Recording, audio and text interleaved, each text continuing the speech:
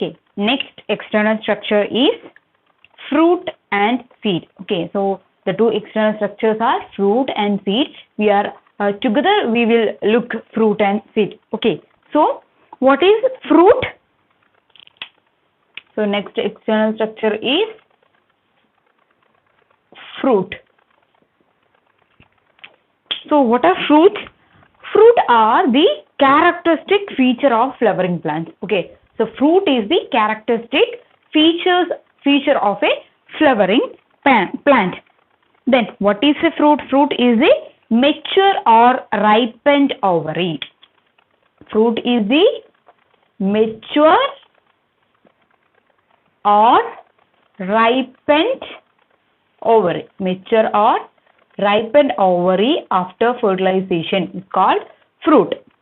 Okay, so fruit, it is a characteristic feature of a flowering plant and it is a mature or ripened ovary developed after fertilization.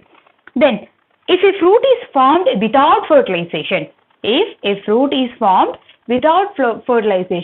such fruits are called parthenocarpic fruit.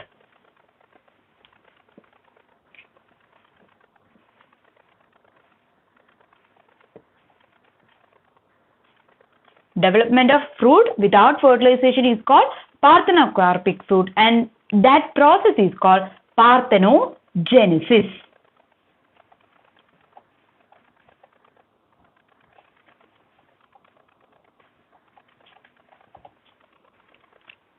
Okay, so that's all about parthenocarpic fruit. Generally, fruit consists of fruit wall and seed. If you look a fruit, inside the fruit you can see fruit wall, and inside that fruit, that is called seed. Okay, so seed and fruit wall are the two things which is associated with fruit. So fruit consists of fruit wall and seed. First we look about fruit wall, then we come to the seed. Okay, first one is fruit wall.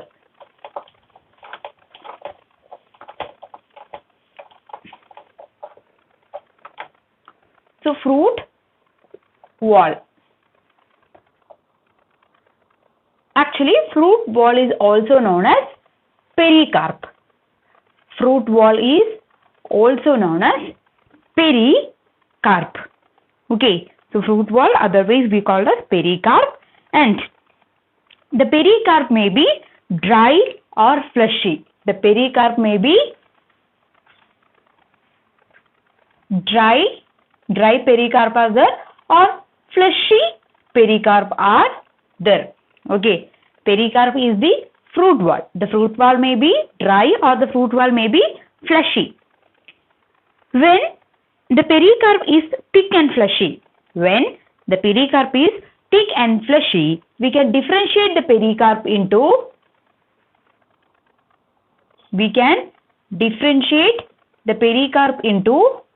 three.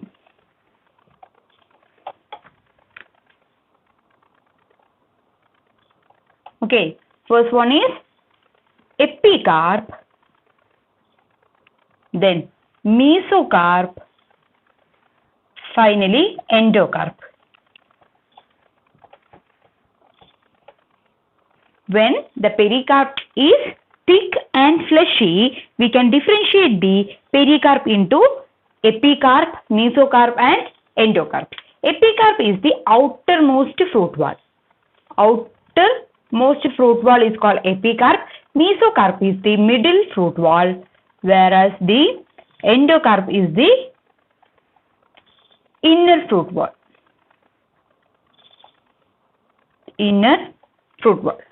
So, pericarp is differentiated into epicarp, mesocarp and endocarp.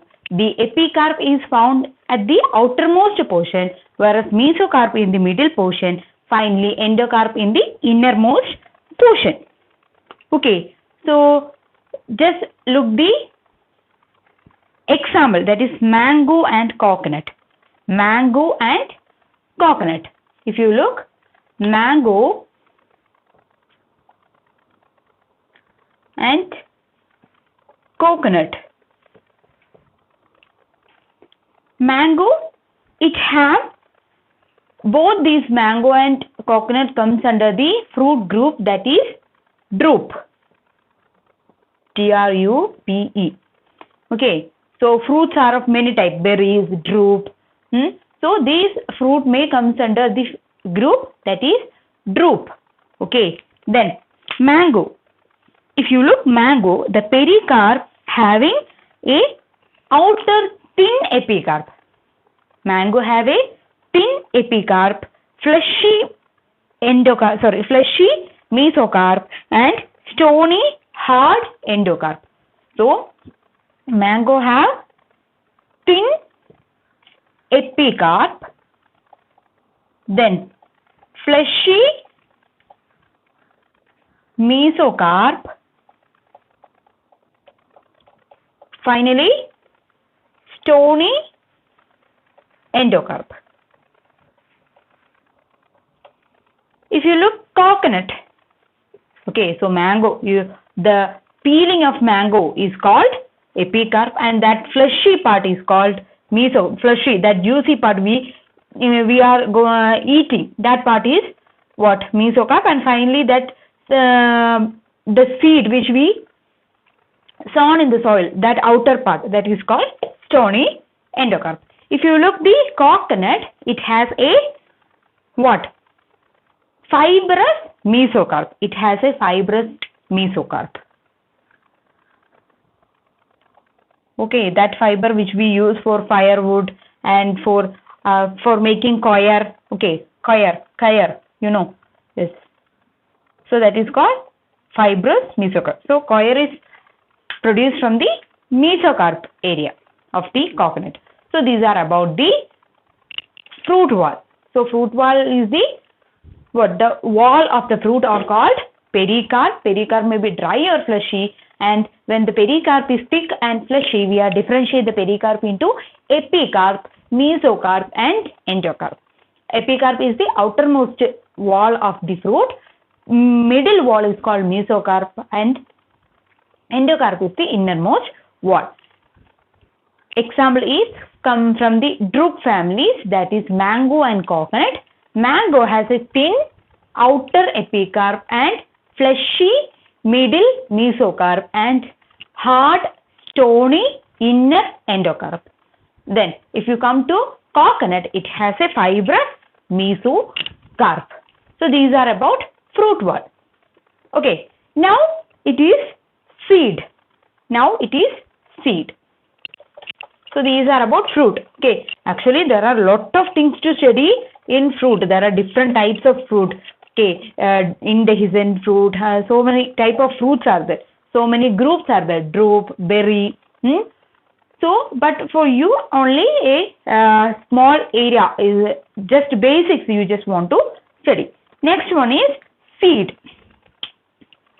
Next and last internal structure is seed. Okay, so what is seed? After fertilization, the ovules will develop into seed. After fertilization, ovules will develop into seed. Okay, so after fertilization, ovary will become fruit, ovules will become seed. So, seed is made up of seed coat and embryo. Okay, we can say seed is made up of seed coat and embryonal axis. Seed is made up of seed coat and embryo. Seed coat and embryo. And this embryo is made up of, or embryo consists of embryonal axis and cotyledon. And embryonal axis contain radicle and plumule.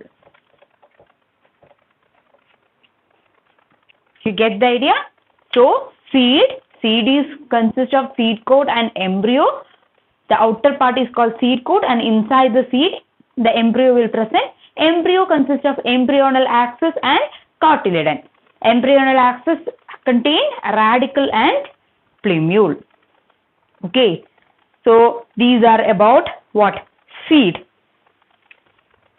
Then there are two types of seed. There are two types of seed.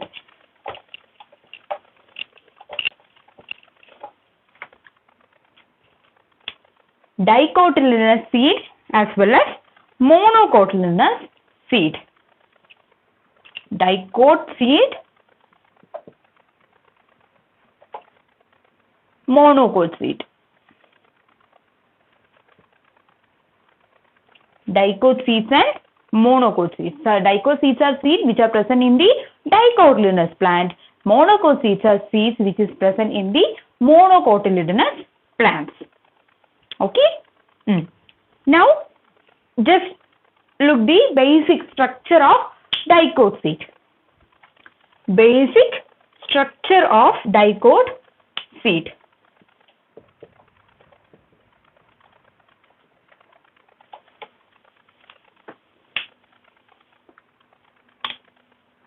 Consider this is a dicot seed. Consider this is a dicot seed. Okay, so it having seed coat. It having this seed coat. This is micropyle, and below micropyle this is hilum. These are the parts which is present in the dicot seed. Okay, so this is groundnut. Groundnut or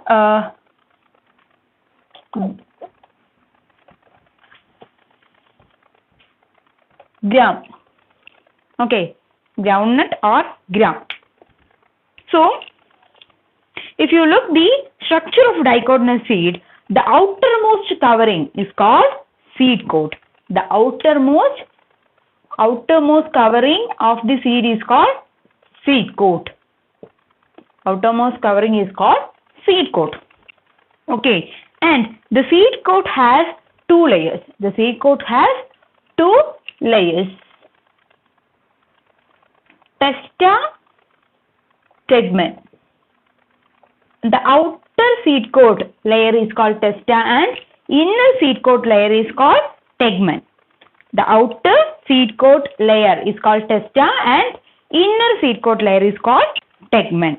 Okay, then it has a scar-like structure.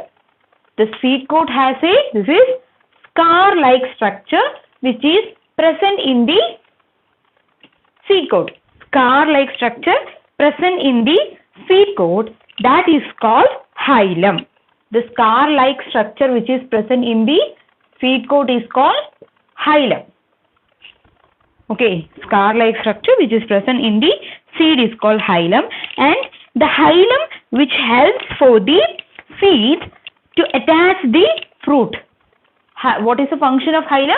Hilum helps the developing seeds to attach the fruit. Okay, so through hilum the seeds are attached to the fruit. Then the next is above the hilum. Above the hilum, a small pore-like structure is present, that is called micropyle.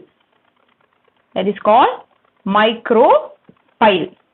Okay, so above the hilum there is a pore-like structure is called, it is called micropyle. So inside the seed we can see embryo. Inside the seed we can see embryo, and that embryo may contain embryonal axis and cotyledon. Okay, embryonal axis may contain plumule and radicle. Radicle develops root system, plumule develops shoot system. Okay, in dicot we can see two cotyledon. In dicot we can see two cotyledon. Okay, In dicot, we can see two cotyledons. If you see the structure, it will be more or less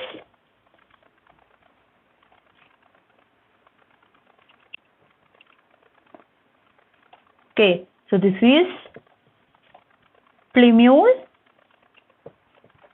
radicle, and these two are cotyledon. So dicot plants or dicots have two cotyledon and plumule and radicle. Okay.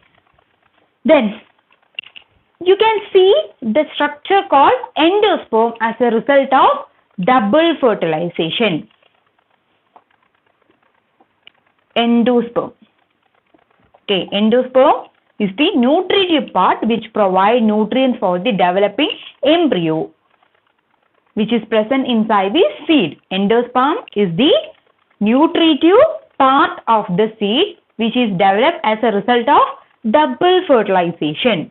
Endosperm produced as a result of double fertilization. So based on endosperm,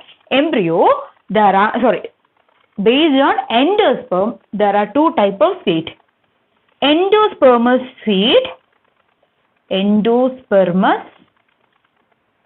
seeds and non-endospermous seed. So endosperm is the nutritive part of the seed which is present inside the seed, and it will provide the nutrients for the developing embryo. And based on the endosperm, there are two types of seed, endospermous seed and non-endospermous seed. Okay, so endospermous seed is due to the development of embryo. Okay, the development through at the time of the development of embryo, the embryo may use endosperm for the development. Embryo may use endosperm for their development. Okay, so while using that endosperm, some seeds may retain some endosperm in them, or some other seeds may use entire endosperm for the development of embryo. There are two types of seeds, endospermous seeds and non-endospermous seeds. Endospermous seeds means seeds which has endosperm. Non-endospermous seeds means seeds which do not have endosperm. Okay, so actually endosperm provide nourishment to the developing embryo. While embryos are developing, those will consume whole endosperm, so that the seed may not contain any endosperm. Such type of seeds are called non-endospermous seeds. But in some other case, the developing embryo may not consume the entire endosperm and retain some endosperm in them, so that the seeds may contain endosperms. Such type of seeds are called endospermous seeds. Okay, so in endospermous seeds, there is the food stored tissues will be there.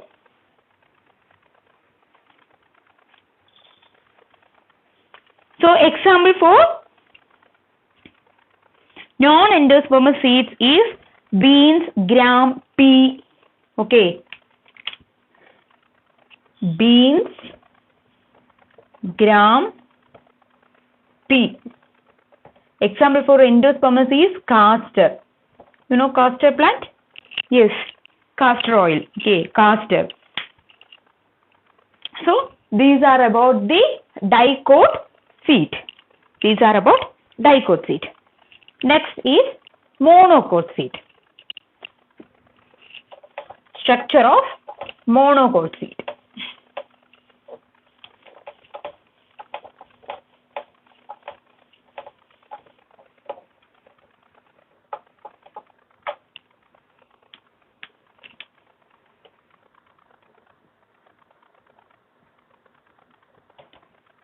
Monocot seed means seeds which are present in the monocotyledon plants are called monocot seeds. Okay, majorly or generally monocot seeds are endospermous seeds.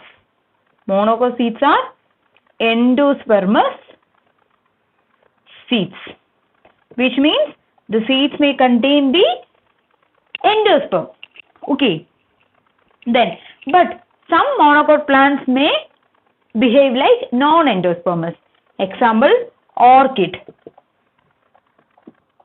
Mostly the monocot seeds are endospermous, but orchid is non-endospermous.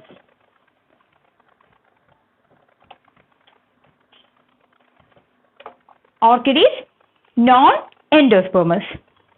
Then, the seeds of cereals. The seeds of cereals. Cereals may include paddy, rice, maize. Okay. So, these contain, the seed coat is membranous and generally fused with the fruit wall. So, membranous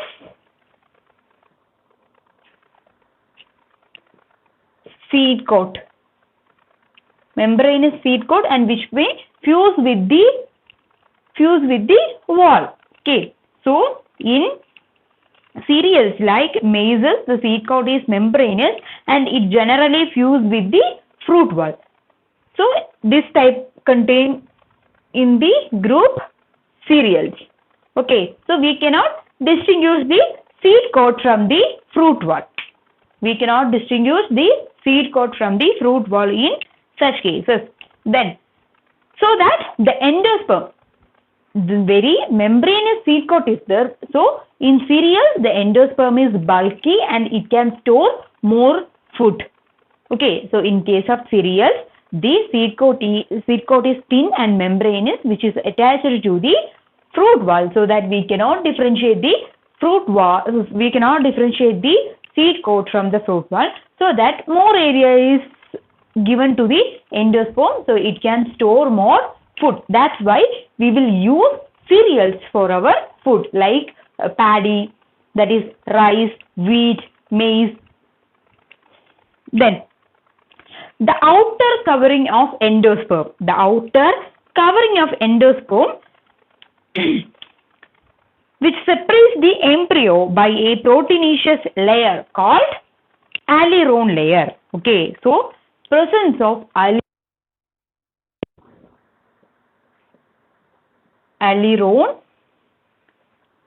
layer is a specialty of monocot plants.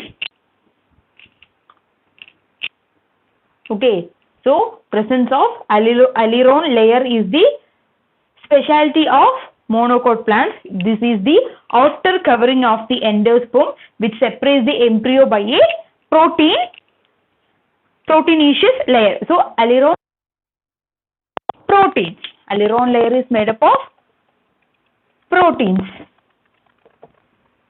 Then, the embryo should be small and it is situated in the groove at one end of the endosperm.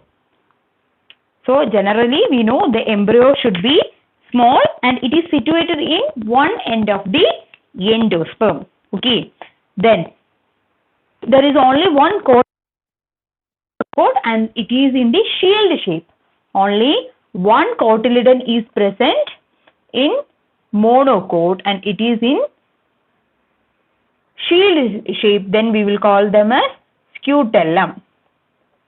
We will call it as scutellum. Okay. So, in what is called scutellum? Scutellum is the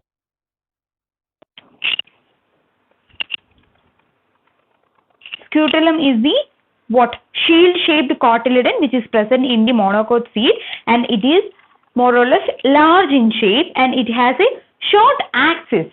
Okay. It has a short axis which contains radicle and plumule. Radicle and plumule. The radicle is covered by layer of sheath is called coleorrhiza. Radicle is covered by a sheath is called coleorrhiza. Plumule is covered by a sheath is called coleoptile. So these are the specialties of monocot plants, monocot seeds only. Okay. So the short axis or the embryonal axis having plumule and radicle. The plumule is with sheath of layers. The radicle is covered with coleorhiza and the plumule is covered with coleoptile. If you look the structure,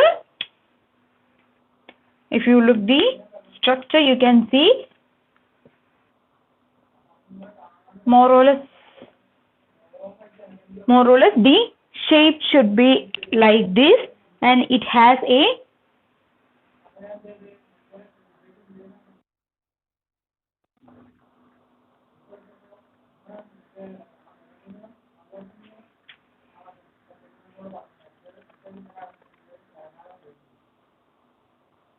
so this is the endosperm part. Okay, shield-like endosperm part and having a covering called aileron layer, and having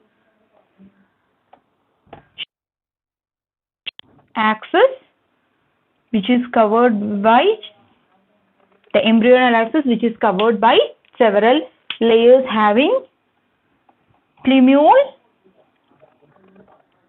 radicle. Okay, so plumule is covered by coleorhiza and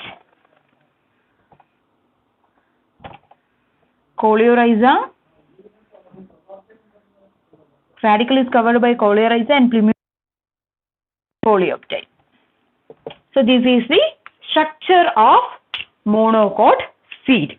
Very simple. You may familiar with all these things in your lower classes. Okay, so that's all about the seed. So we finished the all external features or external structures of the plant, that is root, stem, leaf, inflorescence, flower, then finally fruit and seed.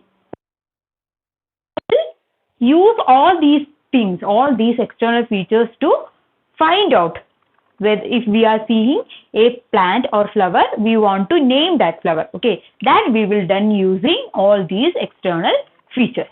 That we will study in our next class, that is taxonomic description.